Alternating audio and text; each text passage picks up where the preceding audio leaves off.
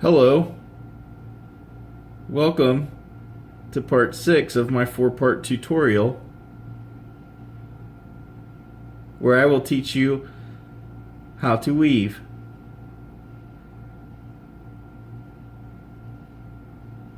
It's easy and fun, and it's not hard at all, and it's relaxing, and it's real fun, and you can do it, because I promise. That's how you feel sometimes, am I right? That's how I feel sometimes. Okay, so there's a lot of videos out there that are probably going to be much better than this one to learn how to do cross weaving. Pretty much guarantee that. But I've got a real simple weave here that I've been setting up on the last several tutorials, and decided that I might as well go ahead and just get started on it, because I've been messing around with tutorial videos and video editing and self-conscious thoughts of my appearance, as demonstrated by the fact that I don't have a dirty t-shirt on today. I actually did not dress up just for this video. I dressed up for an interview, but didn't feel like changing because I haven't slept in a while, and decided to weave because I love it. Anyway, so alright, here's what we're doing. Serious, let's get serious. Left list. And it's apparently backwards because I'm doing a selfie side of my camera, so you can't read that. But if you go to my website, you can download weaves and look at them there. Okay, so if you've never done weaving before, there's 3 symbols that you're going to see on your weave. Okay, there's an @ symbol, just like, you know, lloyd.fussell@gmail.com. The @ symbol means you're going to add a thread, and if you print your left list out in color out of Pick2Weave, then the @ symbol and the number will be in the color that you're going to use. One thing I'd like to note on that: if you're doing a weave that has multiple colors that are similar, like say you've got 2 greens that are real close to each other, and it's going to be hard to tell which is which, change one to red or orange or some color that you don't have on your weave, and just know, hey, that orange is actually light green, and just remember that. And so then it makes it real easy to identify when you're going through your left list, because whatever the image is on the screen, it doesn't have to be that. It can be a red, white, and blue image, but when you put it on your rod, it's just 3 shades of green. As long as you know which thread is which, that's all that matters. And that's why all the weaves that you can get off my website, I include the Pick2Weave files so that you can make those kind of changes. You just go in and select a color and do a color swap colors from the tools menu, I believe it is, maybe the edit menu. Change it to whatever you want, because it doesn't matter as long as you know what thread you're going to use. Also, if it says Madeira Kelly Green 6574, that doesn't matter. Say you don't have Kelly Green, that's alright, get a dark green. You know, the left list is it's a guide. It's not a rule. So you can swap out anything you want.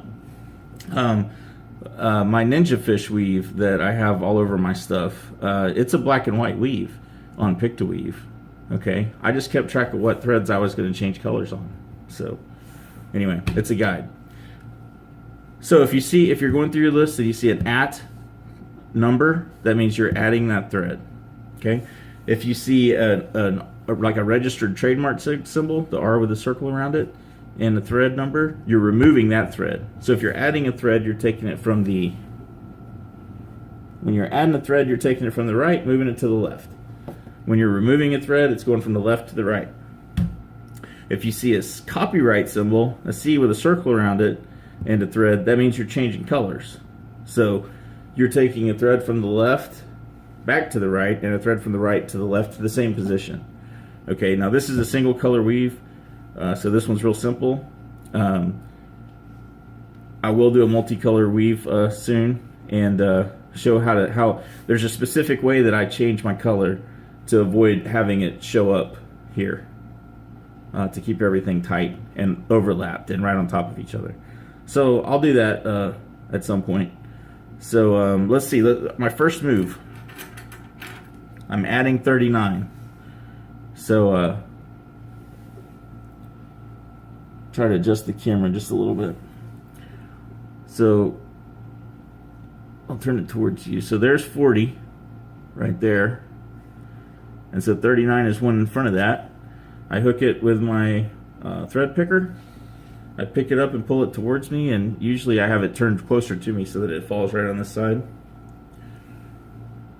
So I remove it from there, and then I bring it over here. There's my 40 mark, 39 is one in front of it. First thread move complete. Okay. Scratch it off the left list. That's what I just did. Scratch it off. That's the only move I have for this rotation. So I spin my rod. Everything stayed nice and tight. My wrap thread didn't overlap. Everything's good and snug right there. I don't know what to do about showing you up close on this. It's simple. You don't have to see exactly what's going on here to know what's going on. I'm wrapping thread just like I would a guide. And I've got threads going back and forth on each rotation. So the first one I just added 39. This time I'm adding 38 and 40. So it's easy this time because I've got a gap. And so on either side of that is where my move threads are this time. So they're easy to find.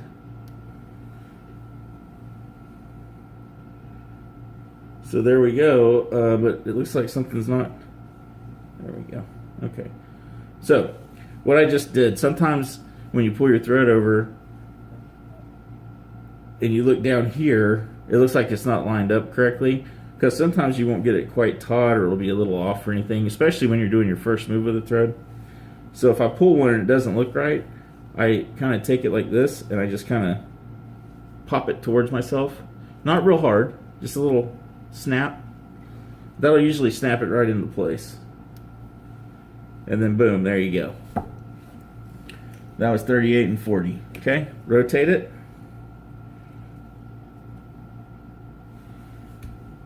And I don't have anything to do this time. Number 5 is 38 to 40. So I didn't have anything to do that time, so I just rotated again. Okay, my next rotation is I'm removing 38. It's got the registered trademark signal. So I take 38 out there, bring it to this side. That one's removed. 39 and 40 stay open. I'm going to add 41, 42, and 43. Now, you might have a tendency to want to try to grab all three of those. Don't do it. Just start with 41, and then do 42, and then do 43. Do them separately, because if you start trying to move multiple threads or pull them all loose or whatever, it seems like it would be faster. It's not, because they'll just get tangled and you'll forget which one's which, and you'll spend several minutes trying to figure them out. So the thread's going to wrap around the rod right here, and every couple of turns you definitely want to untangle that just to keep everything moving smoothly. So I just added 41, 42, 43. Scratch it off, rotate to the next one. Add 35, 36, 37. 35. 36. It's perfectly okay to talk to yourself. 37 while you're doing it, just so you don't lose focus. And you make sure to stay on the correct string. So I'm going to remove 39. It's 39. Scratch it. 42, 43. I'm going to add 104 and 112. So those are on down here. So I just spin on around until they're in front of me. And then there's 104. Now, I have a gap here. These aren't in a row. So I'm scratching it. Anytime I don't have ones that are in order, I move one thread and scratch it. So here comes 112. 10, 11, 12. Scratch it. That's the last move for this rotation. But if you have like 4, 5, 6, move 4, 5, 6, and then scratch all three. If you got 4, 7, 9, move 4 and scratch it. Move 7 and scratch it. Move 9 and scratch it. Okay, trust me. because inevitably you'll move one and the phone will ring, just like my phone is ringing right now. Okay, but I'm not going to answer it because I'm making a video, because people need to know how to do this stuff. Okay, so stop calling me, whoever that is. Almost said who it was, but it's nobody's business. Exactly. Did I say 479 or did I say 468? I don't have any idea. So I gotta look over here. I gotta figure out which thread it was. Which one was I on when the phone rang? I don't know. That's how you end up like I was at the beginning of this video. Okay, so do yourself a favor and scratch the left list every time you move a thread. All right. So, as you can see, this is really complicated. It's not. If you got a good left list, that's all that matters, man. You got a good left list, you stick with it, you scratch it, you stay on top of it. Anybody can do this. A monkey could do this if they could read numbers. I don't really know what else to add. I've pretty much told you everything I know about cross weaving. So I guess I'm just going to do close-up shots every 3 hours until this thing's done. And this will be like part 7 of this 4-part tutorial. You guys need to quit asking me to do stuff. I'm just trying to make you happy out there. Alright? No more stained t-shirts today. Tomorrow, right back to that though. Anyway, thanks for watching. Get out there and tangle some threads.